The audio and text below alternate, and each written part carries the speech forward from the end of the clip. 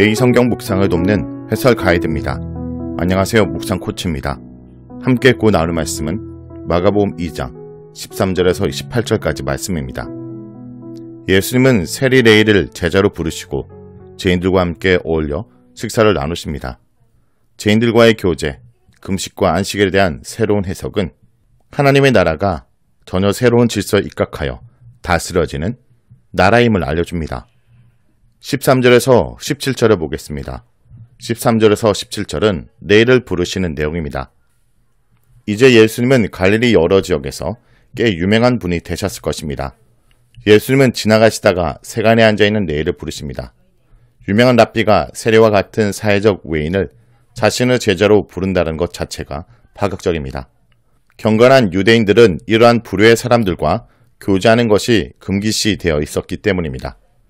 예수님의 부르심에 레위는 즉각적으로 응답했습니다. 예수님은 레위를 부르신 후에 그의 집에서 세리와 죄인들과의 식탁 자리에 앉으셨습니다. 여기서 죄인들이란 용어는 서기관들의 11조나 정결규례 등을 지킬 수 없거나 지키지 않았던 일반 사람들을 가리킵니다. 그들 가운데 세리는 특별히 두드러졌습니다. 이 단어는 더 넓게는 세리뿐 아니라 부도덕한 사람들, 이단자들, 이방인들을 나타내는 데 사용되었습니다. 이런 부류의 사람들과 경건한 유대인이 식탁 교제를 나눈다라는 것은 그들의 정결규례상 생각할 수 없는 일이었습니다. 이제 예수님의 식탁 교제 행위에 대해서 서기관들의 반대가 등장합니다. 세리와 죄인들로 분류되는 사람들은 율법이 규정한 11조와 정결규례의 규정들을 준수하지 않는 사람을 의미했습니다. 실제로 미시나에서는 세리가 어떤 집에 들어가면 그 집의 모든 것이 정결법상 부정해진다고 표현하고 있습니다.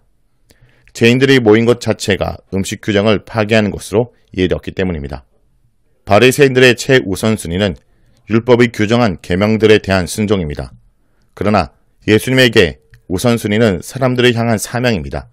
예수님은 바리새인들의 질문이 구약의 근거에서 터무니없는 것은 아니지만 이제 예수님 안에서 하나님이 다스리시는 새 시대에는 율법을 새롭게 이해해야 한다는 사실을 암시합니다.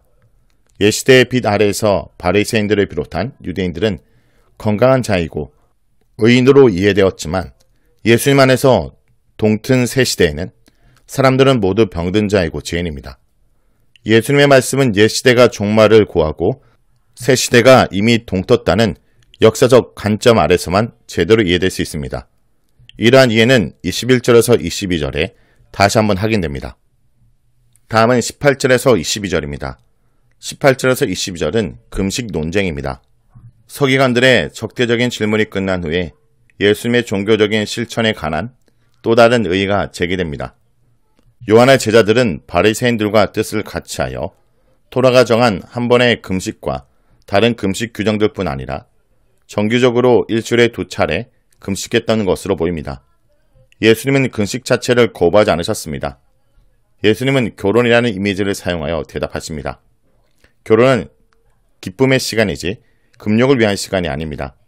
예수께서 자신의 사역을 이 시각에서 이해했다는 사실은 죄인들과의 식탁 교제 안에서 이미 예견된 메시아적 연애에 관한 아이디어를 반영하고 있는 것 같습니다.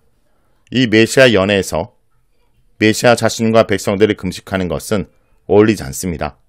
그러나 예수님은 요한의 제자들이 자신의 지도자를 이미 잃은 것과 같은 일이 언젠가 예수님의 제자들에게도 발생할 것을 말씀하십니다. 21절에서 22절은 정결규례와 금식에 대한 예수님의 이해에 직접적인 빛을 제공해 줍니다. 즉 예수님의 비유적 언급은 정결규례와 금식, 즉 구약에 근거한 질문에 대해서 하나님의 구체적 본보기가 됩니다. 예수님은 새로운 것을 가지고 오셨고 분명히 구약이 규정한 것이지만 새로운 시대의 정결규례나 금식과 같은 유대교 전통들은 이 새로움을 담을 수 없습니다. 하나님이 다스리시는 새 시대의 모습은 율법주의나 금욕주의의 한계를 떨치고 나와야만 누릴 수 있습니다. 다음은 23절에서 28절입니다. 23절에서 28절은 안식일의 주인에 대한 내용입니다. 바리새인들은 예수님의 제자들이 안식일에 행하지 말아야 할 일을 했다고 문제를 제기합니다. 미리삭을 자른다라는 것은 그 자체로 율법에 반하는 행위는 아니었지만 그것이 추수행위라면 율법에 반하는 것이 되었습니다. 미시나에서는 추수를 안식일 위반 행위로 규정하고 있습니다. 생명이 위태로운 경우에만 안식일 규정들을 무효화할 수 있습니다. 하지만 본문은 예외적 상황이 반영된다고 하는 아무런 언급도 없습니다. 제자들의 이러한 행위에 대해서 바리새인들은 어째서 안식일에 하지 못할 일을 하는지 문제를 제기하고 있습니다. 바리새인들의 도전에 예수님은 사무엘상 21장 1절에서 6절에 언급하며 대답하십니다. 비록 후대 유대주석은 이 일이 안식일에 일어난 것으로 가정하긴 하지만 사무엘상에서는 그 사건이 안식일에 일어난 것으로 언급되지 않습니다. 사무엘상의 이야기는 대제사장 아비아달의 때 다윗이 자신과 함께한 사람들과 진선병을 먹는 사건을 가리키고 있습니다. 예수님이 말씀하시라는 것은 과거 다윗 때 율법을 깬 행위가 있었기에 그것이 판례가 되어 또다시 율법이 파기될 수 있다라고 말하는 것이 아닙니다. 그렇다면 2절의 논리는 무엇일까요? 그것은 다윗이 하나님의 기름 부음 받은 사람이었기에 율법을 깰 수 있다는 것입니다. 그런데 다윗보다 더 큰 이가 여기 있다고 말하고 싶은 것입니다. 만일 진선병에 대한 엄격한 규례도 생명의 위협으로부터 도망가고 있는 다윗을 어찌하지 못했다면 다윗이 바라보았고 다윗보다 위대한 메시아인 예수님을 정죄할 수 없다라는 것입니다. 다윗 자신의 권위와 그것을 훨씬 뛰어넘는 메시아적 권위에 호소하는 것이 암시되고 있는 것입니다.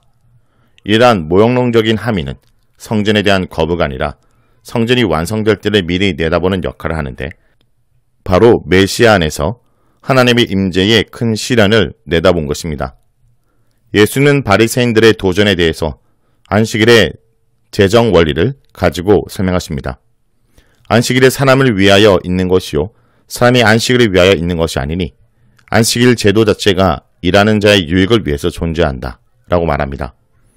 만일 안식일이 사람을 위해서 주어진 것이라면 인간에게 참된 안식을 주기 위해서 하나님의 종말론적 통치를 이 땅에 가져오신 예수님에게서 안식일의 참다운 성취를 보게 되는 것은 지극히 논리적인 설명이 될 것입니다. 메시아로서 예수님은 안식일에 대해서 권위를 가지고 계십니다. 하나님 나라를 자신의 인격과 사역 안에 가져오신 예수님은 구약에 보여진 참다운 안식의 실제 주인인 것입니다. 이런 의미에서 인자로서 예수님은 안식일 법을 폐지하고 있는 것이 아닙니다. 예수님 안에서 하나님의 통치가 주어졌을 때 안식일 법도 안식일의 주인이신 예수님 안에서 성취를 보게 되는 것입니다. 성도 여러분, 옛 제도가 하나님 나라를 담아낼 수 없음을 봅니다. 예수님은 금식하지 않은 것을 타박하는 이들에게 금식은 적당할 때 정당한 이유로 해야 한다고 말씀하십니다. 하나님 나라의 복음은 세상을 바로 시킬 역동성을 가지고 있으며 인간을 새롭게 창조한 능력과 넓은 개방성과 확장성을 품고 있습니다. 또 세상의 특정 이념으로 규정할 수 없고 땅에 속한 가치관으로 저울질할 수 없으며 낡은 형식과 규범으로 재단할 수 없습니다. 오히려 우리는 하나님 나라의 사상과 가치관으로 세상의 모든 제도, 사상, 전통, 규범을 바로잡아야 할 것입니다. 말씀을 놓고 기도하겠습니다.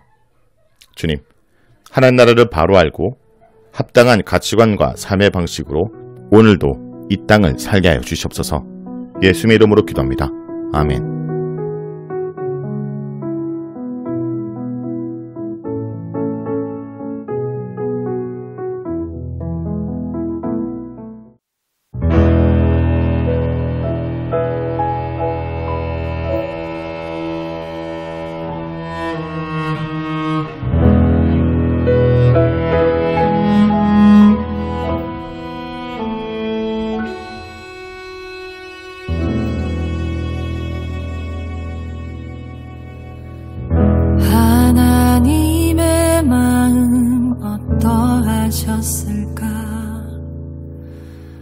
죽기 위해 떠난 아들을 보시던 하나님의 마음 어떠하셨을까? 그 마음 알기 원해. 하나뿐인 하나님의 외아들을 악한 인간들을 위해 보내셨던 하나님의 마음 어떠하셨을까?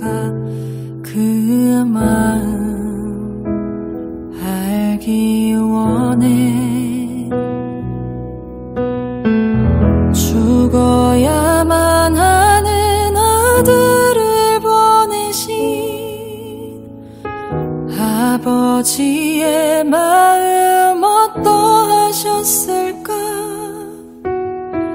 십자가에 달린 예수님 보시던 아버지 그 마음.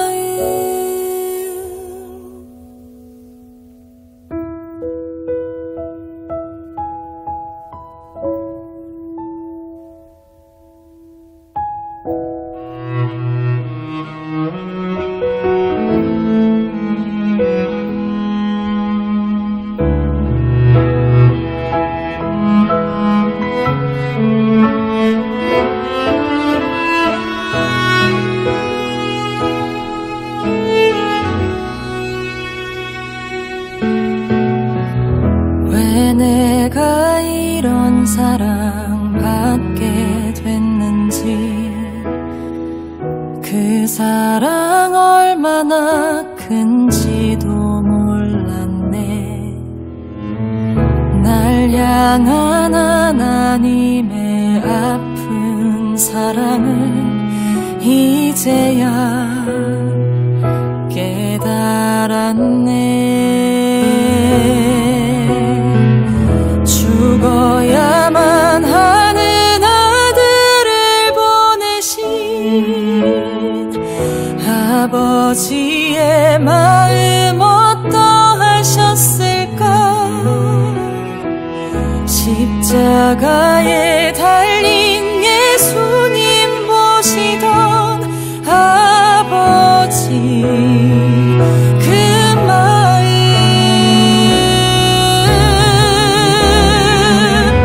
죽어야만 하는 아들을 보내신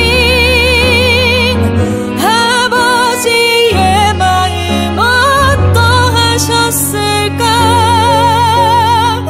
십자가에 달린 예수님 보시던 아버지 그 마음,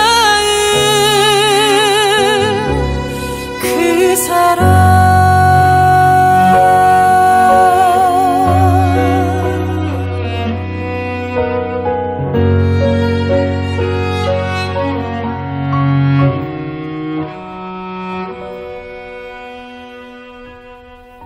하나님